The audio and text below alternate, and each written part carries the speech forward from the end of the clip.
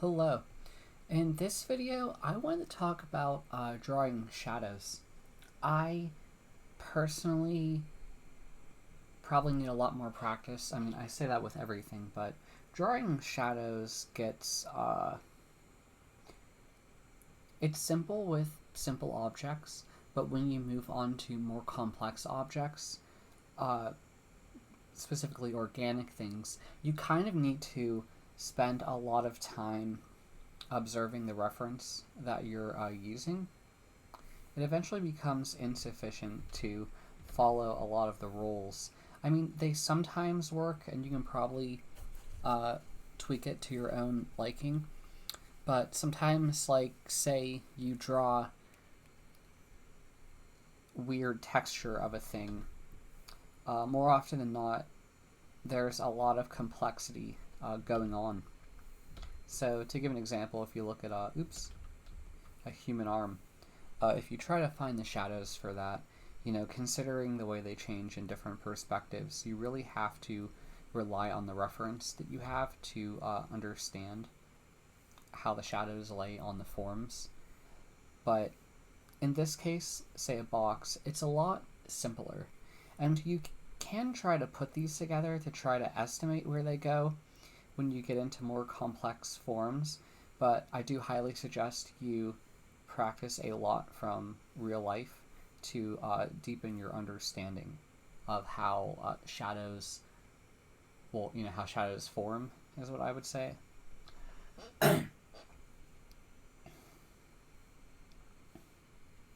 So I'm going to draw a box initially.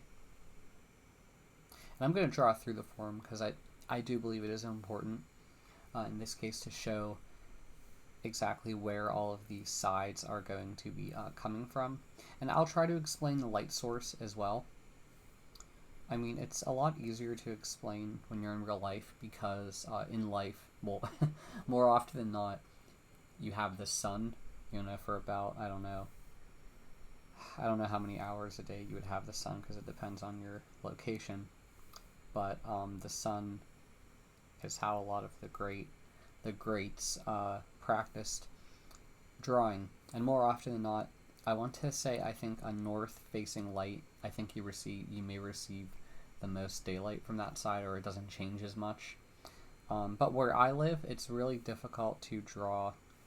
Not all the time. I mean, there are good days, but where I live, it's very cloudy quite frequently. So when it's like that, I really can't view stuff.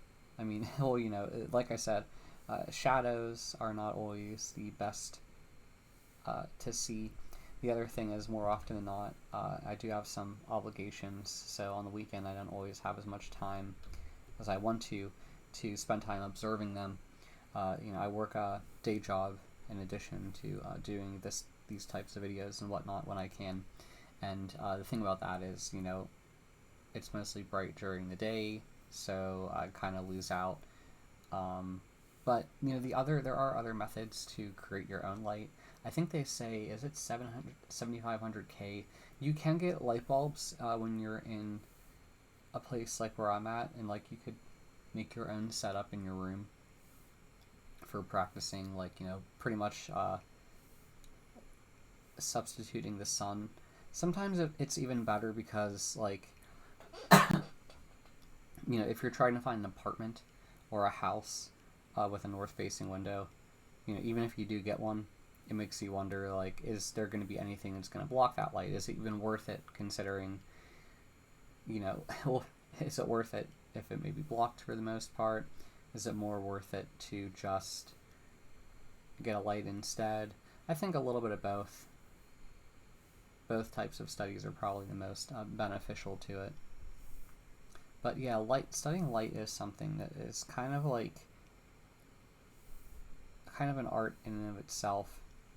It's hard enough to just draw lines, I'd say, but like shadow, it's drawing light and shadow and everything in between adds just a whole large layer of complexity to dealing with a thing.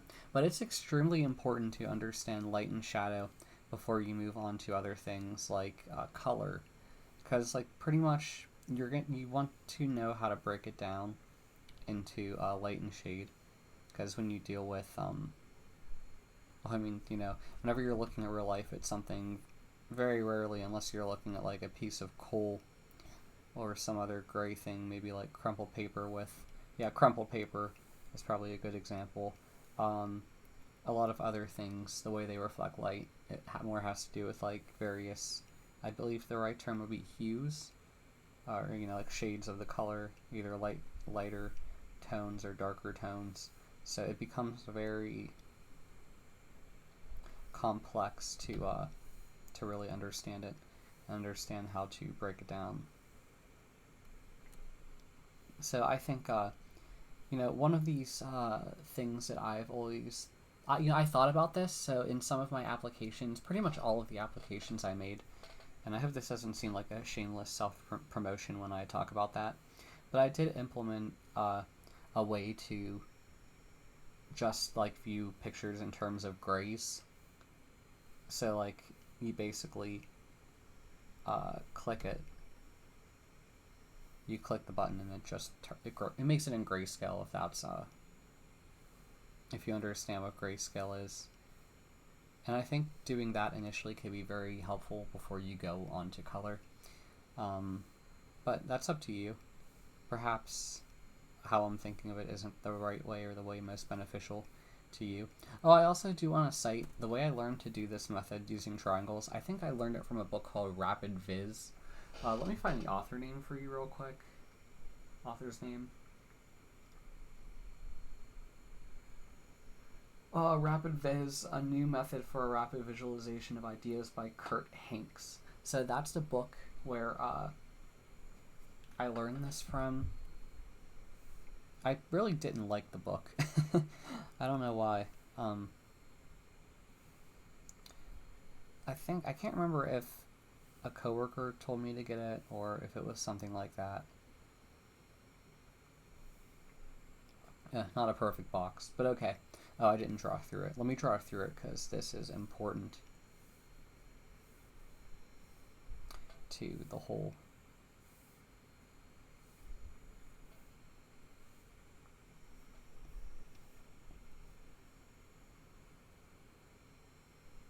I feel like most examples I have seen of this method of using triangles to draw things, it lacks drawing through your forms. I'm not saying you always have to draw through your forms, but I think it hurts explanations if you don't.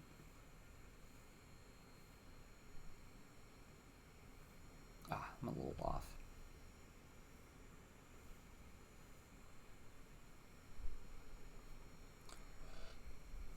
Okay, now for the last line.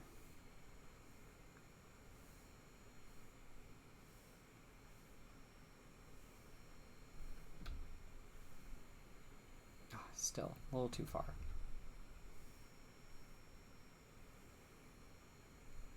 Okay, so we have our box, and to show, to elaborate on this example, and I'm so sorry that it's like 8 minutes into this video, almost 9 minutes without me elaborating on this. I really do apologize, but there's just some information that I wanted to fit in. So I'm going to call this side. This is like the meat and potato. I'll put a note in the comments about where to skip to, because the last thing I ever want to do is waste anyone's time when it comes to these videos. So the first thing I want to show is we're going to drop some shadows, but the first thing you need to understand is where is the light coming from. So you have to think of it. So in this first example, let's say the light is coming from behind us. Like it's coming from this way behind us. We can't see the light source, but it's like behind us. So when you have that, there are these shadows that get dropped, right?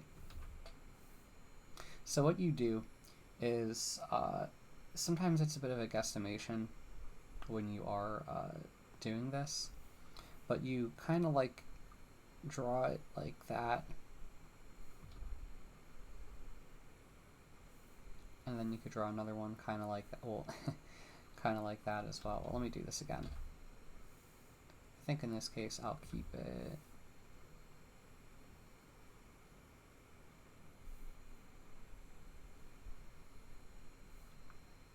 And draw a shadow like that, and kind of draw. And there would be another one here, but we really can't see through her form all that much. The important thing to know is that this whole area becomes shaded.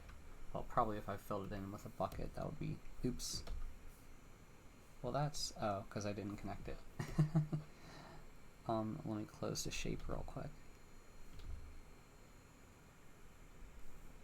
So the thing that's important to know is that, you know, there's going to be some part of the shadow that you can't see unless you draw it through your forms, but there's definitely a shadow behind it all.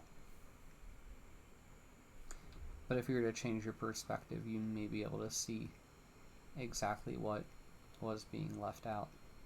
So here we have like the shape, and I need to connect it.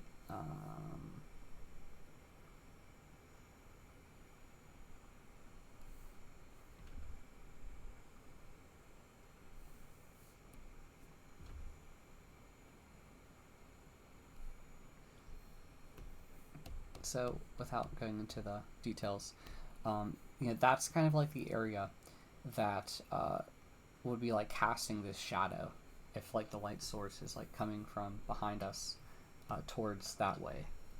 Could draw like a sun, something like that. So that's like one way to do it.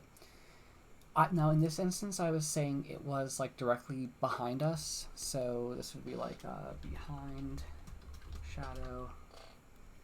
And let's say it's coming from like in front of us, right? So when it's coming from in front of us, like like from the left in front of us,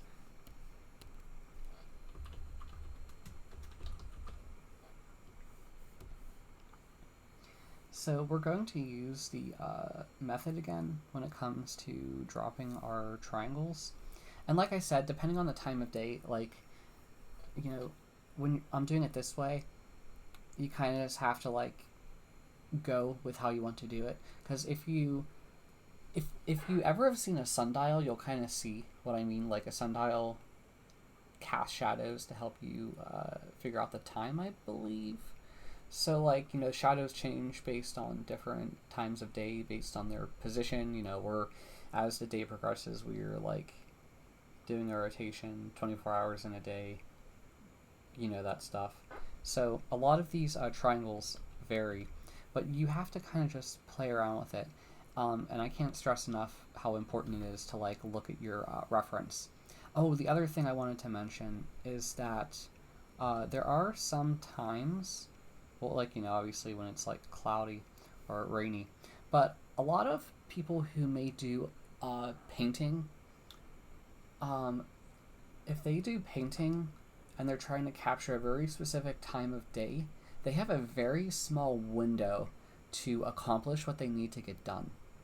Because the thing is, like, if they're doing a painting and let's say they have 2 hours to do it, they may want to set their time to do it between like, I don't know, maybe like 10 a.m. and noon. Because the problem is, like, after that you may get major variation. You may be drawing shadows that aren't accurate to capturing that that current like time. You know what I mean? So it gets really it's very time dependent is what I'll say. And I think a lot of artists are a bit cautious of this.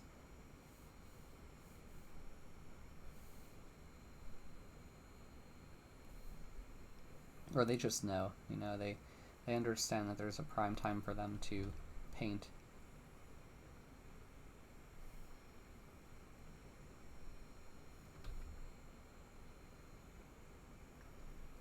And in this instance, I will try to draw, I'll try to show you the full shadow.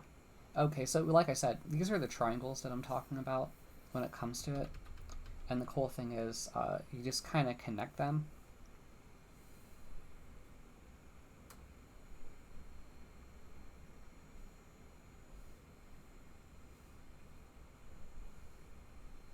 But very well, like, all of these shadows could have been mirrored to the other side. Um, like, it didn't have to be like this. But I'm just, like, saying because in this instance, it's like a front shadow in front of us. I think a lot of this you will understand better if you try it a lot yourself and you observe stuff. Now, I'm saying maybe even go outside if it's not night and try to observe how shadows hit things. But, like I said, this example is mostly for inorganic things. Once you get to organic things, there becomes a lot of complexity involved. And you could definitely understand it, but it will take some time to really I want to say I was listening to a podcast the other day, and it was answering a viewer question. It wasn't I don't have a podcast or anything like that, but I think it was from a Draftsman podcast, and they said, well, there's a lot of stuff that I probably know and teach that just because you hear it doesn't mean you truly understand it. Like, you may understand it, but being able to apply it, it's two different things. It's a lot different, considering how much muscle memory and experience is involved with truly being able to execute on these things. It's kind of like lifting weights. If you ever have lifted weights before, you have to, if you're trying to do strength building, I think they say you do more reps. So the thing is, you can't do more reps of a higher weight until you acclimate yourself to lower ones that you're initially comfortable at. Because if you try harder ones, there's a good chance you may either overstress your muscles or hurt yourself. So it's kind of like building.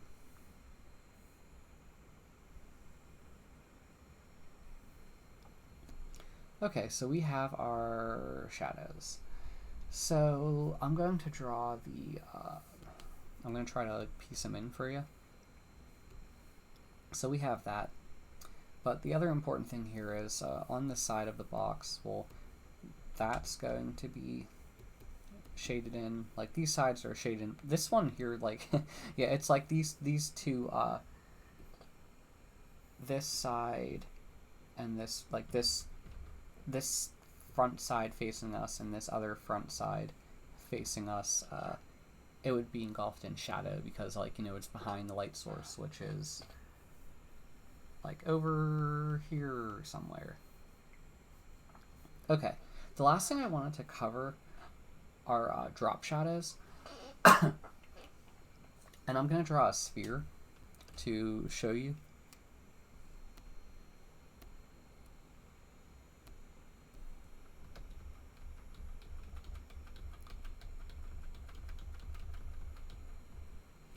Guess we don't really need that example.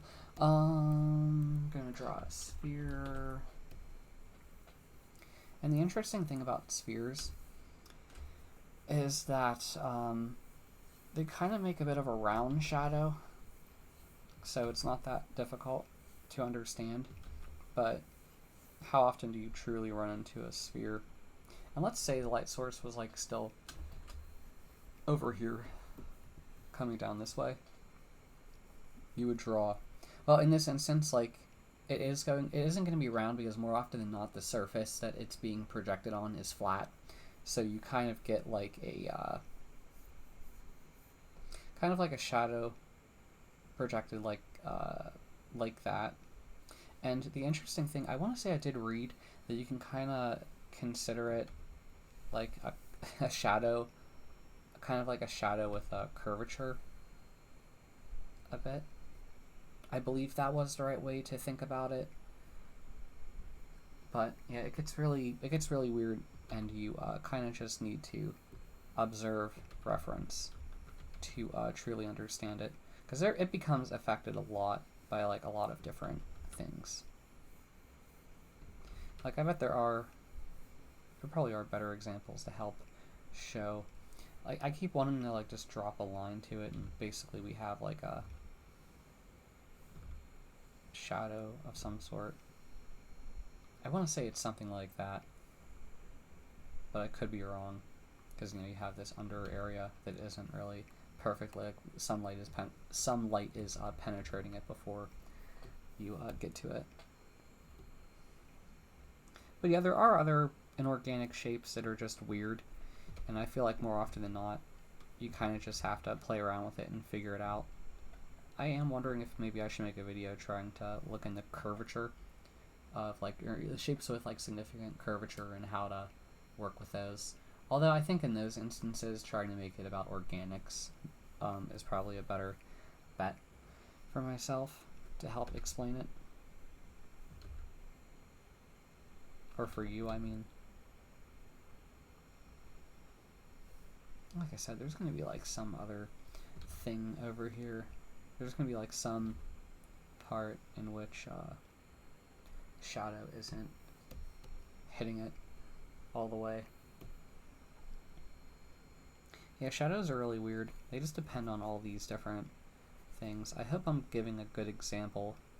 Let me know in the comments if it's awful. But yeah, shadows, I think there's a lot more. I for the last few years, I pretty much have focused on nothing but just trying to get my drawing skills up at the expense of not doing any work regarding shadows.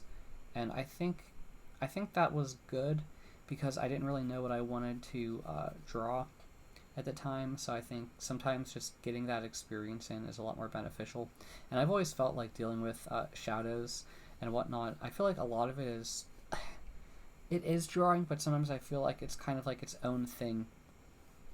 And at the time I wasn't so interested in it, but now I'm a bit more interested in it.